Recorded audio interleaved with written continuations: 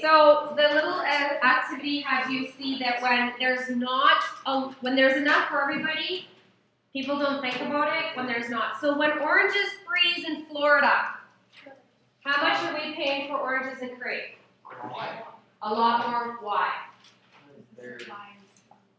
Because there's not much, because their crop grows. And Florida oranges are where we get our orange crop a lot of times. We get them from California too.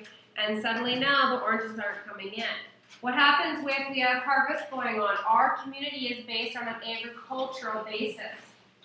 What happens if that crop doesn't come off? So suddenly now, instead of 10,000 bushels of lentils, we have 1,000. That's a lot less money. It's a lot less money, or is it?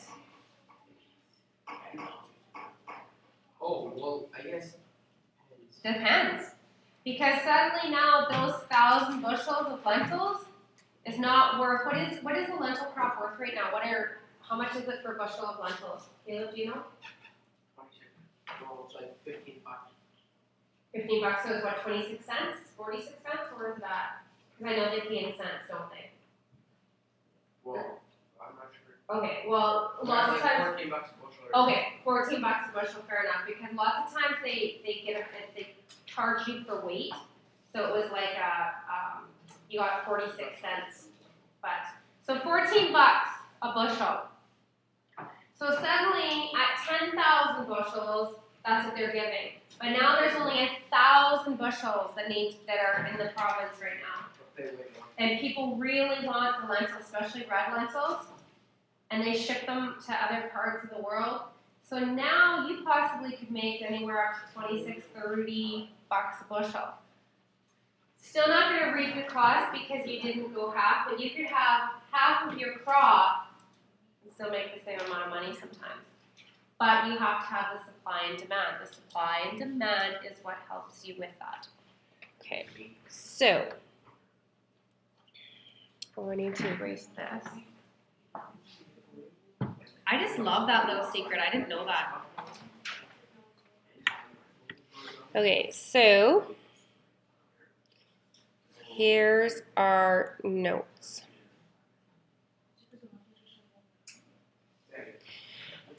Here is our unit 2. We are under economic decision making. So the decisions based about the money and the area that we grew up in. The unit overview. This unit, I should view it a little bit bigger for you all.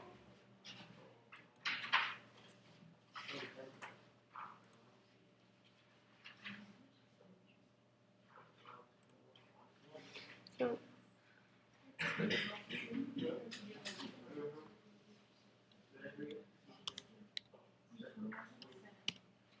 it's a little bit bigger. This unit notes that the central problem facing all societies is that of providing a high standard of living. Provinces like Saskatchewan, countries like Canada, want to know that the amount of people that we have in our country and province, we can provide for them. We can give them a standard of living that works for everybody. However, that standard of living does not meet everybody's needs, and as we talked in the French Revolution, we still have people that don't make the money. We still have people that make a lot of money, which gives a different standard of living. Each society will develop an infrastructure, a system of political and economic organization to fulfill that task. So we talked politically last unit. Now we're moving into the economic of it, still with the influence of what politics does for our economy. How well that infrastructure operates will determine the material standard of living that each society, or that you can have in a society. The unit will note that traditional Iroquois and 18th century European societies developed quite distinct economic paradigms. Remember, we talked about what a paradigm was last time, and decision-making processes. Contact between the Europeans and the Aboriginal society was to have profound consequences on traditional Aboriginal paradigms, so the way they originally thought and how things changed. The economic theories of Adam Smith were to replace the traditional centralized economic decision-making process. The marketplace, which we have different areas of a marketplace, so we have example in Crate is one where we have the farmer's market. And if you kind of take that concept into what is the marketplace, you will understand a lot of it. So the marketplace emerged as a central player in European economic life. Economic changes gave rise to a new infrastructure to support the new technology and the changes of the 18th century. So we had a lot of technology start to implement. We will be discussing as well the Industrial Revolution during this month. It's a big key player for this area. So here's what we're hoping to have by the end of it. You will have information on these areas when you look at it. Any questions right now? Just the overview.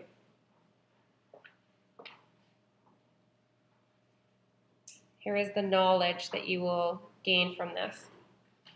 You'll know that economics is a study of the way in which societies make decisions about goods and services they will produce to meet the wants of its citizens. So we have different wants depending on what our needs are in different parts of the world. Now that standard of living is measured on the consumption of goods and services that individuals and groups privately and or collectively can achieve. So we live in a world right now where it is very rare for kids, I would say at your age, to not have a cell phone or access to a cell phone, or have your parents have a cell phone. My mom's 71 and she just got a cell phone, and now I get texts from my mother.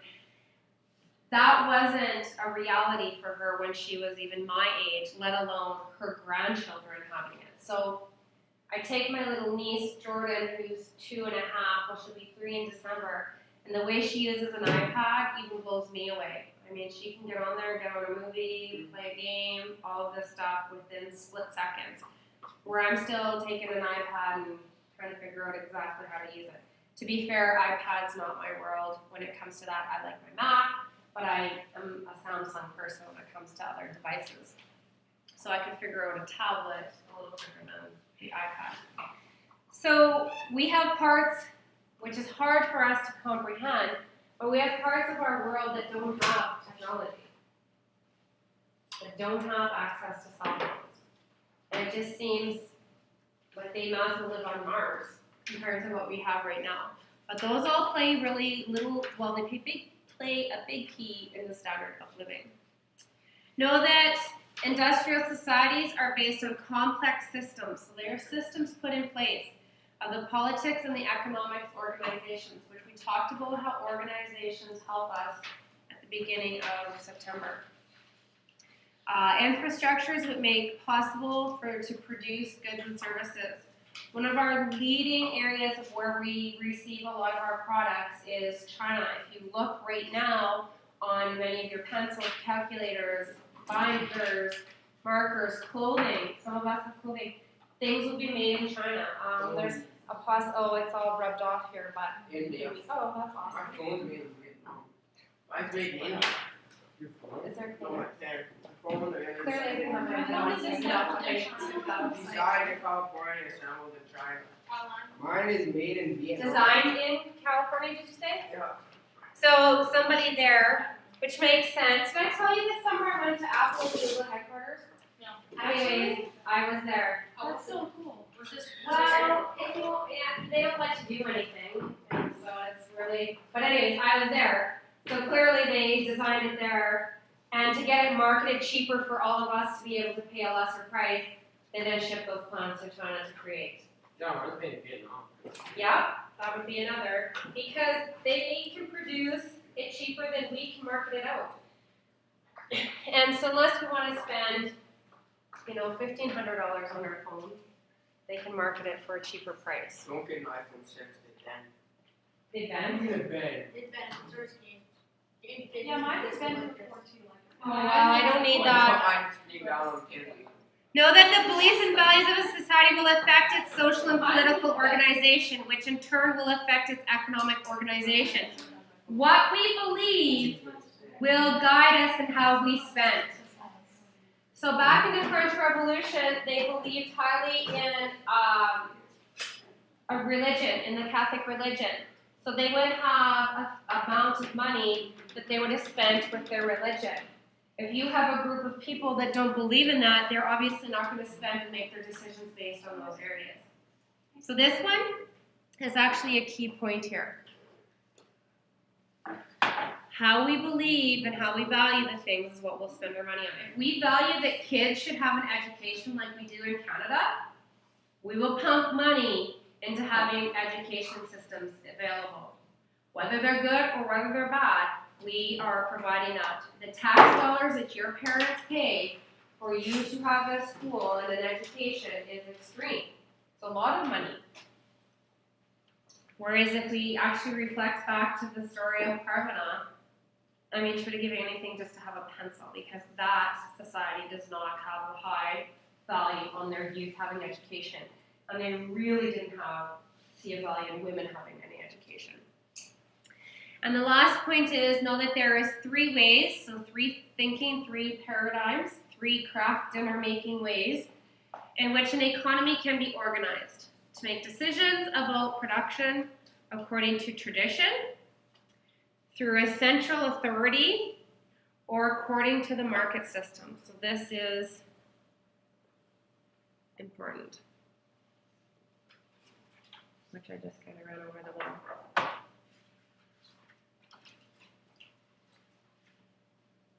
So if our supply and demand is there, that's going to make our decisions on how we produce something. We in Saskatchewan produce heavily in agriculture, and we continue to implement decisions based on that. We now have a supplement, which is potash and oil, which helps us with our decision making as well, because we have 3 areas that our province is rich in. We're probably not going to really go out in the market and start selling coffee beans. I'm just going to go out on a limb and say that. Why? That's why I actually. We don't. Because I don't know if we can grow coffee beans here.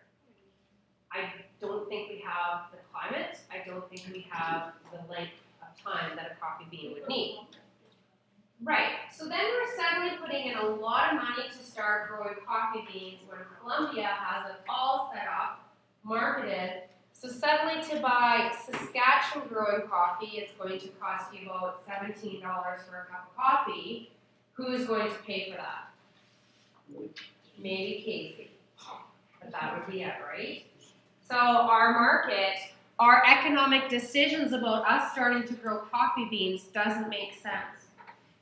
So we start looking at that going, we can't be doing this. I love that.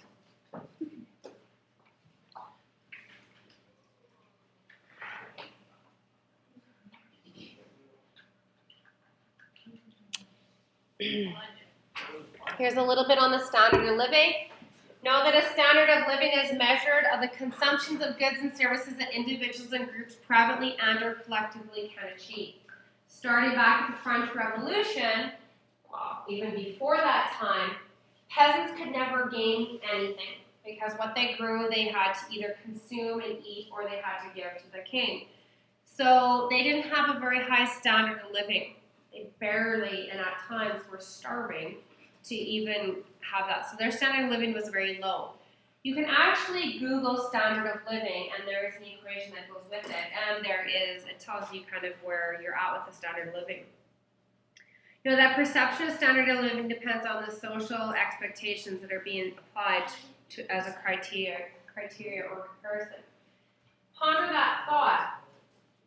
Having a cell phone, for example, in your world today, if you don't have one, what do you think of people if they don't have a cell phone? What would you think? That they don't have a cell phone? Okay, that's exactly what I would think. I would think that parents don't want them to have a cell phone for whatever reasons it is. Selena doesn't have a cell phone. Levi had one at age 9. Selena will be 11 in February, and there's no future plans. Well, I won't be getting her a cell phone ever, so it'll be up to her dad to decide if she gets a cell phone or not. So I look at it as that. However, when you look at it at a standard of living, I would look at it that's not a priority. So for Levi to have a cell phone is about $85 a month on my plan. That's expensive.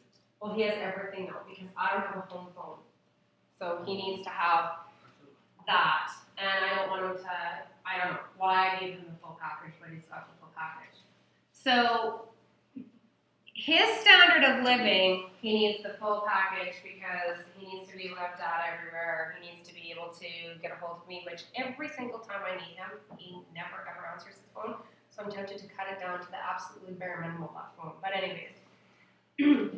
So he feels that he has to have it all. Selena doesn't know any different. She goes on her iPad or she goes on her tablet and she has the app Kick. So as long as there's dad in the house, she can contact me. She looks at it as different. Levi, if I took his phone away, I'm sure for a while he would be whatever, and then he'd get really mad eventually if I had it for a longer period of time. Another way you could look at it for standard living is people can't afford it. And there's months when I pay that cell phone bill, I think his is the first to get cut because it just grumps me. I pay like almost $60, I guess, for even though I have a cell phone. Which I think, it's just so ridiculous to have two cell phones for that price. So we can look at it as somebody might look at it as, wow, they have a high standard of living because they have the full meal deal on their cell phones. Or B, a low standard of living because they don't have it. Or only middle class because Levi and I have it, Selena doesn't. So that's kind of the vision that people see.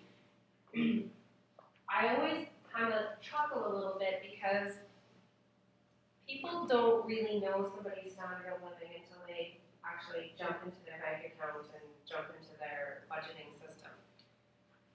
I, believe it or not, have not bought a brand new pair of shoes in like 3 years. Now I have new shoes because I have people that just give me shoes because they buy them and they don't fit them and they always fit me. So I might dress with new shoes all the time and people be like, oh wow, she's got new shoes. She can afford new shoes. She has a high standard of living. Meanwhile, they know nothing about my shoes. They don't know that I didn't spend the money on them, or I got them on a deal, or the case may be. Lots of people judge based on a standard of living, which I kind of find humorous in the sense that you have no idea what somebody's standard of living. I might not spend my money because I don't believe that's worth spending my money on, which becomes our beliefs when we go back to the slide. Okay. How do you provide a high standard of living for all members in the society? Keeping in mind, not everybody has the $500,000 income jobs. Not everybody is able to work. So we have people that can't work. We have people that don't want to work. We have people that are hurt. And so now we have to pay them just because they're hurt. How do we do that? How do we provide a high standard of living for all of them? And we say high. We don't just say low. We say a high standard of living where they have food easily. They have water easily. They have shelter easily. We have not met those needs in the province of Saskatchewan. We have people who live under a bridge. People who right now are trying to pedal to get enough money so that they're going to go to BC for the winter. Why? It's warmer. They don't have a house there either. But it's a whole lot warmer to stay on the streets in BC than it is in the streets of Saskatchewan. We have temperatures that get down to -40. So even though we want a high standard of living and we want everyone to have jobs and we want everybody to pay taxes and we have people that do not fall into that equation. And don't be fooled. We'll work and we'll send money to other parts of the world where we can actually take our own province and provide for people in our own province. So I do kind of get a chuckle a little bit of how we raise money for other areas of the world when you go to Regina, which in May, they counted the members on the streets. I never did get the final amount. Why do they count the people in the streets in May? Is what? After winter, yeah? Possibly. No. In May? I wasn't thinking of games. But you're right, but it's not colder. Who's doing the counting? Somebody who has a job, right? So why don't they go out in winter to count the people that are on the streets? Because it would be their poor little homes would get a little chilly. Even though we have people that live there in that cold temperature. So I made mockery of it with my grade 6, 7s last year. And they announced on the radio that this week they were counting the people that live on the streets. And I thought, wow, what a nice cushy job. You count the people who live on the streets. We pay you to count the members that live on the streets. I don't know. Who cares how many people live on the street? Why are we paying somebody to find that statistic out? How about we pay that for a home to be built or for a shelter to give out another meal? I don't know. I don't know the answers though either. Democratic industrial societies believe that they offer major benefits. So starting the industrial revolution thinking, by mass production, they felt that they were helping because they were creating materialistic things. They were allowing societies to work together to have jobs, and they were allowing individuals to have that self-worth as well. Okay, so we talked at the beginning a little bit about the Aboriginal society. So this is their beliefs when we started out with this. You will hear this referred to more than once. So just like we talked holistic yesterday, Joel, the holistic concept. So the Aboriginal society believed that this is what they offered. They offered this in their political thinking, and they offered this in how they organized, so their paradigms and their way that they worked as a group. A sacred respect for the land, which implied a foundational kinship with the living things. So all living things. And I can't remember if I had you for science or not, but in science, they believe that even a rock is a living thing because it all came from Mother Earth. A way of life in which sharing economic wealth for the benefit of all is the norm.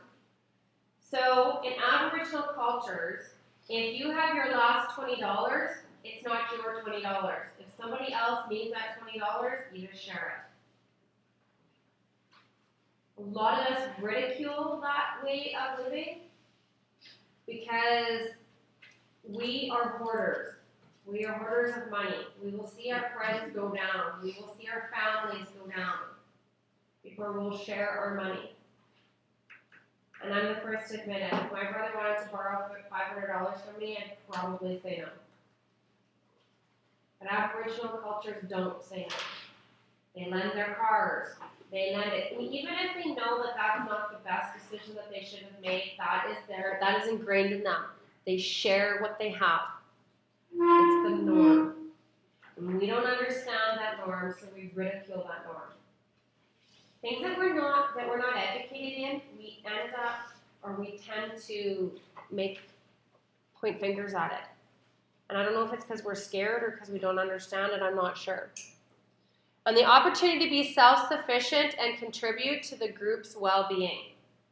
What does self-sufficient mean? You're self-sufficient. Pardon? Why do we grow gardens? For food.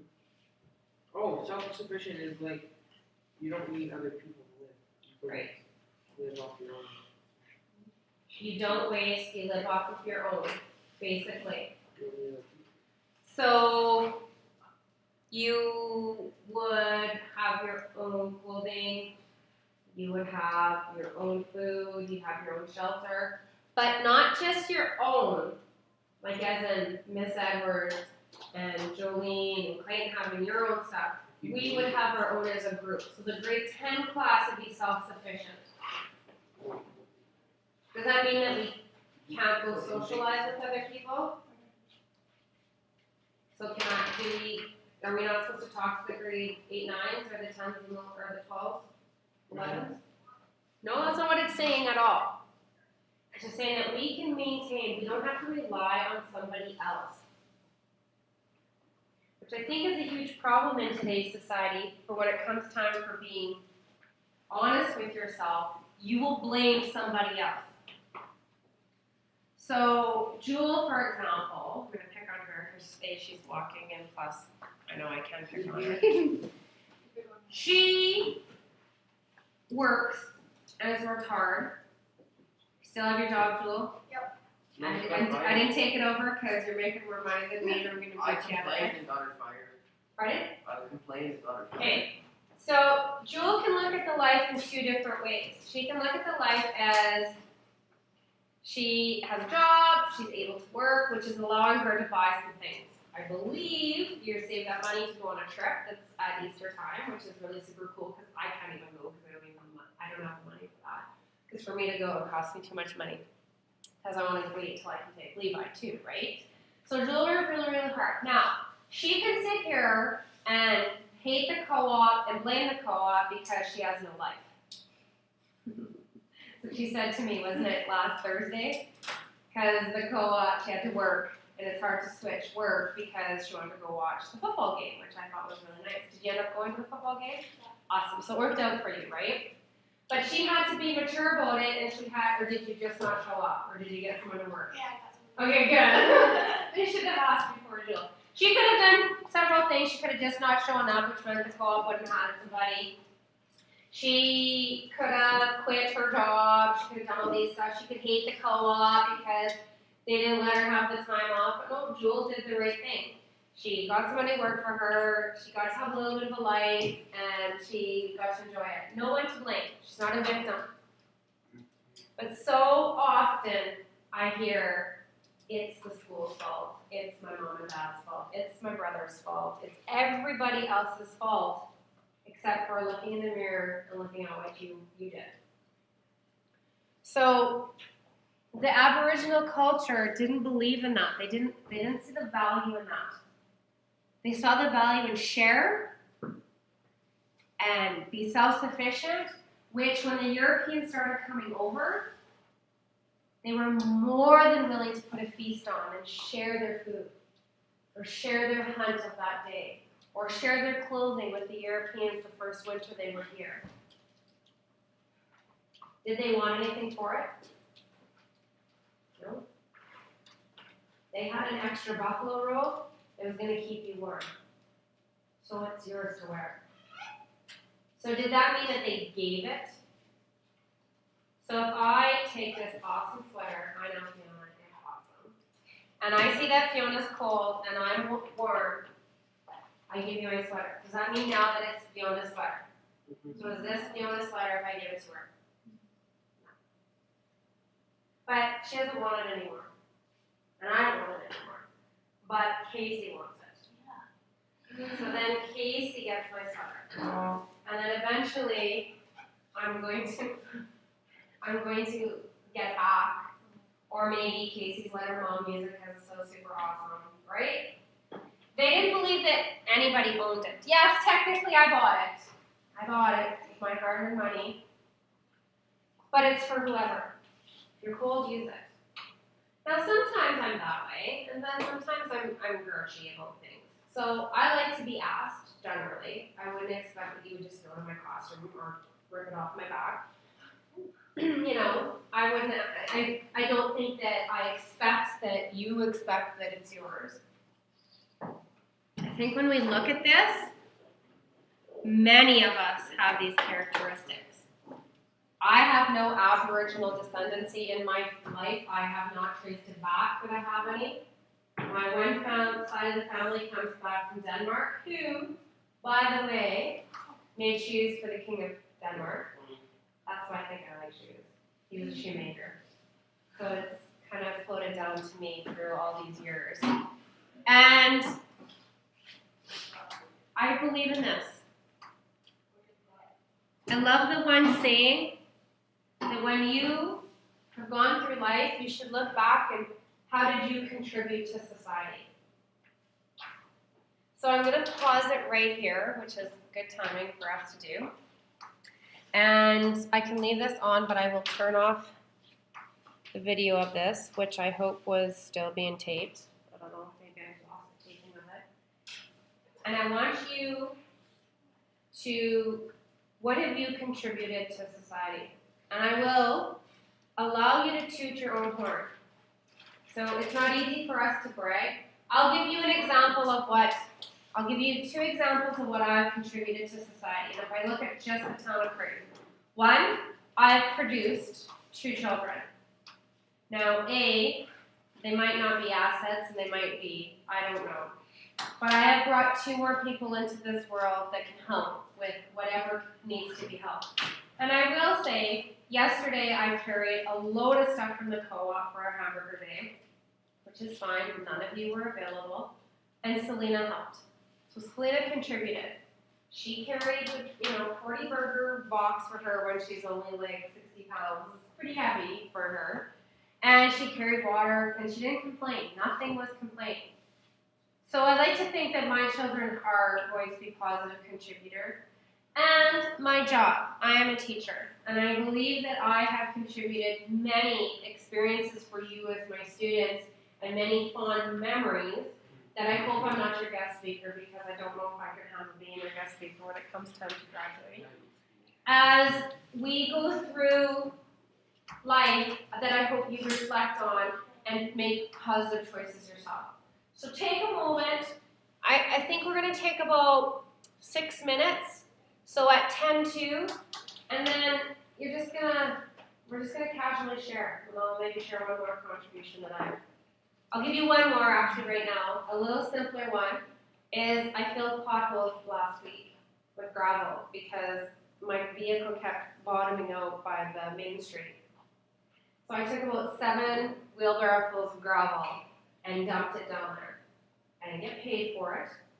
I didn't ask to get paid. I don't even care because I was sick of driving over them. And so I wanted to make a difference. Now, as I did that, I had several people stop and say, well, thanks. You should have let me know. I could have helped you. Is there money in that wheelbarrow? I got all these kind of comments, right?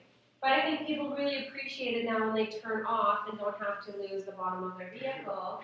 And then we ended up getting our roads graded this weekend, which was another part that I helped in making sure that got done. So I've done that. Simple. In fact, it was a great workout. I'm not even gonna lie to you. I probably needed some pit stick by the time it was over because I was sweating like nobody's business. Felt good. Felt good to know that other people are gonna feel good about it, and that it was a positive contribution. So I'm gonna stop now. I don't think that was taping. Maybe it was. I don't know. I don't think it was. Shoot.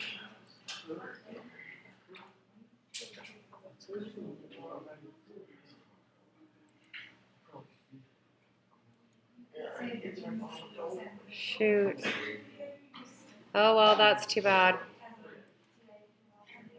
Why is this not working? Who just said that? Everyone forget